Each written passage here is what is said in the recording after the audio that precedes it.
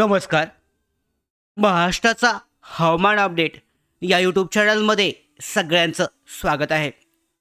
पाहू शकता आजची जी तारीख आहे 1 मे आणि आजच्या दिवसाचं जे हवामान आहे यानुसार आता येणाऱ्या काळामध्ये जे चक्रीवादळ आहे किंवा कमी दाबाचा पट्टा अरबी समुद्रावर तयार होणार आहे, तर याची स्थिती कशा पद्धतीने असेल, पुढे कशा पद्धतीचं तीव्र चक्रीवादळ रूपांतर होऊ शकतं की नाही, त्याचबरोबर पावसाची स्थिती महाराष्ट्रावर कशा पद्धतीने बनू शकते हे आजच्या व्हिडिओमध्ये आपण जाणून घेणार आहोत. कशा पद्धतीने चक्रीवादळ जे आहे अरबी समुद्रामध्ये तयार होण्याची शक्यता आहे आणि किती तारखेपर्यंत हे तीव्र होईल, सगळी माहिती आजच्या व्हिडिओमध्ये जाणून घेऊयात. तत्पूर्वी नवीन असाल महाराष्ट्राचा हवामान अपडेट या यूट्यूब चॅनलवर तर सबस्क्राईब करून घ्या. त्याचबरोबर बेल आयकॉनला सुद्धा क्लिक करा, म्हणजे सगळ्या महत्त्वाच्या अपडेट तुमच्यापर्यंत वेळेवर पोहोचतील. सगळ्यात पहिल्यांदा तुमच्यासमोर जो मॅप दिसतोय यामध्ये GPS मॉडेलसाठीचा जो मॅप आहे 29 एप्रिल ते 15 दिवसांचा, 30 एप्रिल ते 15 मेच्या दरम्यान. यामध्ये जर पाहिलं आपण ही जी तारीख दिसते तर ह्या तारखेनुसार पाहू शकता इथे 6 मेच्या दरम्यान या ठिकाणी. आता जर पाहिलं आपण हा जो कमी दाबाचा पट्टा किंवा वारे जे आहेत ह्या वाऱ्यांचा विभाग हा भाग दिसत आहे आणि महाराष्ट्रावर हे वारे सक्रिय होत आहेत. मात्र पावसाचा कमी दाबाचा पट्टा हा कसा असेल तर याबाबत सध्याचे ECMWF AIचे जे मॉडेल आहेत हे अनिश्चितता दाखवत आहेत, म्हणजे अनसर्टिनिटी आहे. कशा पद्धतीने हवामान मॉडेल जे संभाव्य चक्रीवादळ अरबी समुद्रामध्ये तयार होण्याची शक्यता आहे याबाबत अनिश्चितता दिसून येते. गेल्या काही दिवसांमध्ये मॉडेल्सनी अरबी समुद्रावर संकेत दिले होते, या भागामध्ये चक्रीवादळ तयार होईल अशा पद्धतीचे संकेत दिले होते. मात्र आता ते कमी केले आहेत, थोडंसं कमी झालं आहे आणि बंगालच्या उपसागरामध्ये 20 ते 22 तारखेच्या दरम्यान या भागामध्ये तीव्र चक्रीवादळ तयार होत आहे असं ते दाखवत आहेत. आणि आता पुन्हा अरबी समुद्रामध्ये पुन्हा एकदा ह्या भागामधून इकडे चक्रीवादळ जाताना हे दर्शवलं जात आहे. आता ही बदलती स्थिती मॉडेलच्या नैसर्गिक मर्यादेमुळे असते, म्हणजे पुन्हा यामध्ये 6 ते 7 दिवसामध्ये पुन्हा बदल होऊ शकतो. कदाचित हे चक्रीवादळ जे आहे ट्रॅक महाराष्ट्राच्या दिशेने येऊ शकतो किंवा या ठिकाणी गुजरातच्या दिशेने सुद्धा जाऊ शकतो. आता कमी दाबाचा पट्टा नक्की कितका प्रभावी ठरतोय आणि पावसाची शक्यता किती बनते हे पुढच्या 2 ते 4 दिवसामध्ये अजून क्लिअर होईल. पण सध्याच्या स्थितीनुसार हे लो प्रेशर जे आहे बनण्याची संभावना बनण्याची शक्यता सगळ्यात जास्त आहे. दुसरं यामध्ये पाहिलं तर पुन्हा एकदा पाहू शकता मी सांगितल्या पद्धतीने इथे जर तुम्ही तारीख पाहिलीत तर या तारखेला 6 ते 7 तारखेच्या दरम्यान या ठिकाणी अरबी समुद्रामध्ये यामध्ये पाहू शकता या ठिकाणी खालच्या पट्ट्यामध्ये भारताच्या या पट्ट्यामध्ये इथे कमी दाबाचा पट्टा या भागामध्ये तयार होतोय. आता हा कमी दाबाचा पट्टा सुरुवातीला जवळच्या महाराष्ट्राच्या म्हणजे यामध्ये पाहिलं तर अरबी समुद्रामध्ये भारताच्या जवळ हा तयार झालेला आहे. आता यामध्ये 6 ते 7 तारखेला दाखवतोय GPS मॉडेलच्या अंदाजानुसार जो ग्लोबल फोरकास्ट सिस्टीम आहे यामध्ये अरबी समुद्राच्या दक्षिण पूर्व भागामध्ये आक्रमकपणे चक्रीवादळ निर्मिती होते असं दाखवत आहे. मॉडेलमध्ये हे दिसत आहे आणि सध्या कोणतीही स्पष्ट प्रणाली तयार झालेली नाही आहे. आजच्या 1 तारखेच्या दरम्यान जरी तुम्ही ऑफिशियल जर यामध्ये पाहिलं GPS मॉडेलमध्ये सुद्धा 6 ते 7 तारखेपर्यंत तर यामध्ये सुद्धा कमी दाबाचा पट्टा दिसतोय, हा दाखवला जातोय. सध्या मॉडेलसुद्धा कन्फ्यूज आहेत. एक 4 ते 5 मॉडेल वेगवेगळी सिस्टीम हे दाखवत आहेत.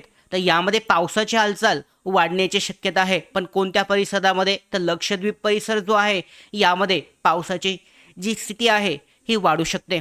आणि त्याच्यानंतरनं जर पाहिलं तर पुढचं जो ग्राफ आहे यामध्ये पाहू शकता थोडंसं अजून तीव्र झालं आहे.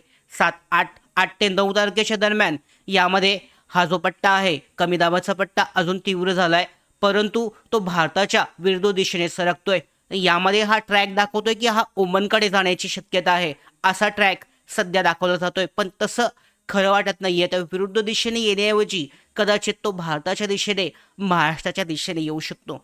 याचं कारण 4 ते 5 मे दरम्यान हा कमी दाबाचा पट्टा वरच्या मॅपमध्ये आपण पाहिला किंवा चक्रीय म्हणजे सायक्लॉनिक सर्क्युलेशन जे आहे हे विकसित होत आहे आणि त्याच्यानंतर 7 ते 8 मेपर्यंत ही प्रणाली अजून चांगली होऊन या ठिकाणी दाखवली तशी अजून जबरदस्त होऊन ही चक्रीवादळामध्ये रूपांतरित होते आणि 12 ते 14 मे दरम्यान सुमारे 13 मे ओमान किंवा येमेनच्या दिशेने येमेन पाहू शकता या ठिकाणी इकडे सरकताना दाखवते. ट्रॅक सध्या असा दाखवतोय, जे मॉडेल आहेत यानुसार हे ट्रॅक दाखवत आहेत की तो ओमनच्या दिशेने जाण्याची शक्यता आहे. आता ओमनच्या दिशेने गेला तर महाराष्ट्रावर कसा परिणाम होईल हे आपण पुढे जाणून घेणार आहोत. तर याचा दाब किती दाखवतोय, तर मॉडेलमध्ये जो दाब आहे, सेंटरचा दाब जो आहे केंद्राचा 921 मिलीबार दाखवला आहे. आणि याचा अर्थ असा होतो की कॅटेगरी 5 सारखं हे अत्यंत तीव्र चक्रीवादळ हे तयार होऊ शकतं. मात्र ट्रॅक हा चुकीच्या दिशेने ओमनच्या दिशेने दाखवत आहे. तर यामध्ये GPS जे मॉडेल आहे अनेकदा खूप जास्त दाखवतात आणि त्याच्यापेक्षा कमी तीव्रतेचं चक्रीवादळ असतं. त्यामुळे अंदाज हा नीट पाहणं आवश्यक आहे, यामध्ये कमी होऊ शकतो. आता GPS मॉडेलची टाईमलाईन जर पाहिली तर चक्रीवादळ अरबी समुद्रामधलं कसं तयार होत आहे हे जर आपण पाहिलं पाहू शकता, ते तीव्र झालंय असं दाखवतंय GPS मॉडेलमध्ये आणि ओमनच्या दिशेने हे सरकतंय. लँडफॉल सुद्धा त्या दिशेने दर्शवतोय. तर सध्याची स्थिती आपण पाहिली दक्षिण पूर्व अरबी समुद्रामध्ये पावसाची जी वाढ आहे या भागामध्ये ही झालेली आहे. या भागामध्ये होईल 6 ते 7 मे दरम्यान. 4 ते 5 मे दरम्यान लक्षद्वीप जवळ हा जो भाग आहे लक्षद्वीपचा भाग, या भागामध्ये कमी दाबाचा पट्टा जे सायक्लोनिक सर्क्युलेशन आहे हे तयार होईल. 7 ते 8 मे दरम्यान याचं तीव्र असं चक्रीवादळामध्ये रूपांतर होईल आणि त्याच्यानंतर 12 ते 14 मे दरम्यान हा जो कमी दाबाचा पट्टा किंवा चक्रीवादळ आहे हे ओमनच्या दिशेने सरकून ओमनमध्ये लँडफॉल होईल असं दाखवते. सध्या मॉडेल असं जरी दाखवत असले तरी यामध्ये बदल होऊन हा जो चक्रीवादळाचा पट्टा आहे, चक्रीवादळ जे आहे हे महाराष्ट्राच्या दिशेने सुद्धा सरकू शकतात. ट्रॅकमध्ये बदल होऊ शकतो, कारण ट्रॅक आत्ता हे स्थिर नसतात, यामध्ये खूप जास्त बदल जे आहे संभावना असते. आता GPS आणि ECMWF यांचे जे मॉडेल आहेत यामध्ये जर चेक केलं आपण तर 4 ते 12 मे दरम्यान अरबी समुद्रामध्ये जी सिस्टीम आहे हे तयार होण्याचे संकेत यामध्ये दिसून येत आहेत. सगळ्यात जास्त ट्रॅकमध्ये काय शक्यता आहे, काही जे सिस्टीम आहेत यामध्ये दाखवतात की जे मेंबर आहेत यामध्ये ECMWF असेल तर ओमनच्या दिशेने जाण्याची शक्यता जास्त दर्शवतात. आणि काही जे मेंबर आहेत हे गुजरात, पाकिस्तानच्या आणि इराणच्या दिशेने दाखवतात.